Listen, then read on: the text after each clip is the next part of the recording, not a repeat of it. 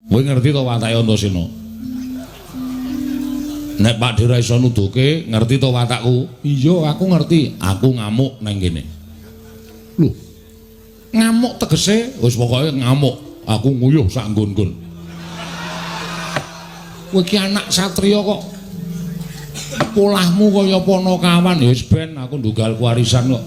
Aku ngamuk ning Ndorowati, aku ora wedi karo Mak Cilik Setyaki, aku ora wedi karo Pak Di Udawa. Apa meneh anakmu lanang Samba kuwi selawase ora tau perang. Ming nang salon wae. Luluran mbubuti kuku. Ngerok. Aku ora wedi sapa. Lho apa meneh kene ana Siwa Mandura. Siwa Mandura arep mbelani karo Pak Dikresna, aku ya ora wedi. Wis ngono wae, ngerti to Watake Antasena iku ora wedi karo sapa-sapa. Lho nek anak awakku wis mengkilap kaya ngene iki medeni. Jagat Dewa Bathara. Antasena piye? Saiki ngene. Kowe kuwi ya wong lantip. Kowe kuwi ya wong pinter. Senadyan Antasena kuwi wong kau, wong dosa, wong mlaha apa anane kowe ora iso basa, kowe ora iso tata krama. Nanging ngerti ya, uripmu keparenging Jawata kuwi dadi wong ndunggal kewarisan. Monggo kinayoman dening para Jawata. Mula akeh sing padha ngandhakake anak Ngamarta kuwi ming loro sing dadi pepethingan, siji Wisanggeni, loro Antasena. Lah nek nganti kowe kok goleki bapakmu dadak takon karo aku ki nek ngono nggonmu duwe utawa nggonmu dikondhangake dadi wong pinter, dadi wong ndunggal kewarisan kuwi ora ana gunane. Ora ana gunane ya. Nek ngono Antasena sing dikondhangke wong lantip panggraitane kuwi ya ming kabar tok, ning nyatane ora ana. Ya ngono apa piye? Aku gah ngene iki. Aku nek diomongan diolak-walik ngene iki aku gah. Aku iki ngalem Pakde dadi Nalendra sing pancen ngerti sadurunge winara kok sampean malah balik karo aku. Lho, ora balik. Ning nyatane kok ngono kok. Ning nyatane aku ngrasake aku ora iso goleki karo bapak. Lah, tegese urung binuka wiwara. Bapakmu menyang endi? Tegese bapakmu dina iki lagi dadi lakon dikersake dening panguwasaning Dat Kamurweng Dat. Nah dadi pinter kaya ngopo? Pinter njara langit persasat pendhita ingkang wis sak traju sak bobot kalahan para Jawata wae. Nek tok takoni mongko durung dadi keparenging dewa, bapakmu dingerteni menyang endi? Ora bakal ngerti. Nadyan wakmu ing Ndorowati ya ora bakal ngerti. Ngono ya, Dik. Iya. Mula aja banjur nganggo akal, ning gunakno nganggo akal. Lah saiki ngene. Saiki gentenan bae, gentenan piye? Nek pancen kowe wong pinter, nek pancen kowe wong lantip, aku sago nuduhi bapakmu menyang endi, ning kowe kudu sago madangke kahanan Ndorowati. Gusik. Kok sampeyan ngendika madangke kahanan Ndorowati iki mbok diganti sekringe sik. Lho, tegese ngene lho. Padangno kahanan Ndorowati. Padangno kahanan Ndorowati, Ndorowati sing padang.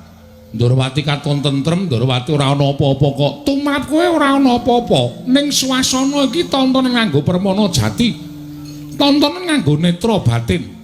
Kahanane wakmu ing Ndorowati iki kepiye? Yen kowe iso madangke kahanane wakmu ing Ndorowati, bapakmu tak goleki. Tak duduhi nendi dununge bapakmu. Ayo pikiran. Gunakno atimu Antasena. Gunakno lantiping panggraitamu. Aja kaya wong bodho lunga-lunga, kowe anak Werkudara lho, kowe putu dewa lho. Nek ora iso ngerti petenging pun wong Ndorowati, ora ana gunane kowe dadi anak Werkudara. Kagat risangga pirangu rinangkul kinempit kempit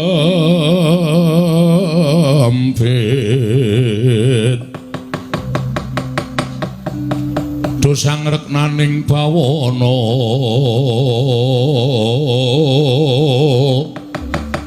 ing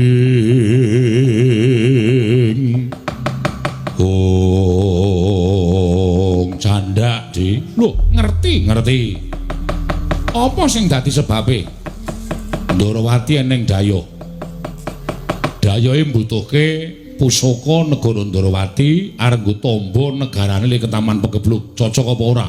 Aku ora wani matur, ora usah wedi. Ora usah wedi. Jare sampeyan ngendikake padhangno atine Kresna. Bareng tak gagapi, aku manteng pangestiku, aku entuk palimarmaning Gusti ngakarya jagat. Aku entuk pituduh. Neng kene eneng Dayo. Nuwun sewu aku ora ngarani sapa-sapa ning aku nyebutke Dayo. Aku ora nyebut jeneng. Aku ora nyebut inisial. Inisial iki apa? Ini dan itu. Sama-sama sial. Tegese aku ora nyebutke jeneng.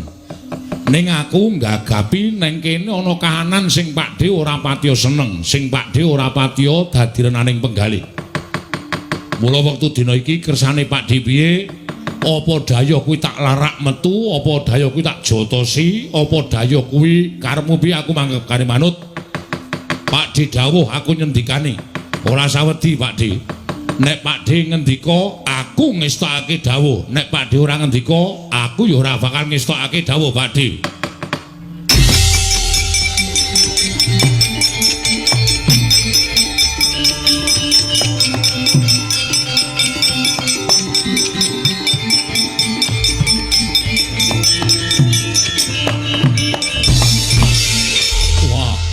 Karepe dhewe panusma ning jajalan Sukertane bawane iblis lanat. Kresna. Yen pancen kowe ora gelem maringake wujuding Sekar Cangkok Wijayamulya ora usah ndadake kongkonan bocah edan iki. Supaya kon nyendhu kalopun Kakang. Ora usah ndadak didemok jenenge, ora usah ndadak disebut aku ki Daya. Aku ki wong tuwa, dibalang liring wae aku krasa. Lah kok drangap-drangap ucape Antasena ngarani Antana Daya negara Ndarawati sing gawe peteng ati ning Kyai Prabu Kresna. Kowe pancen sengaja ora bakal maringake Sekar Wijayakusuma. Ya, aku ora apa-apa. Aku ora apa-apa ning aja nganggep pon Kakang ki kadangmu Werda Rata Ndarawati.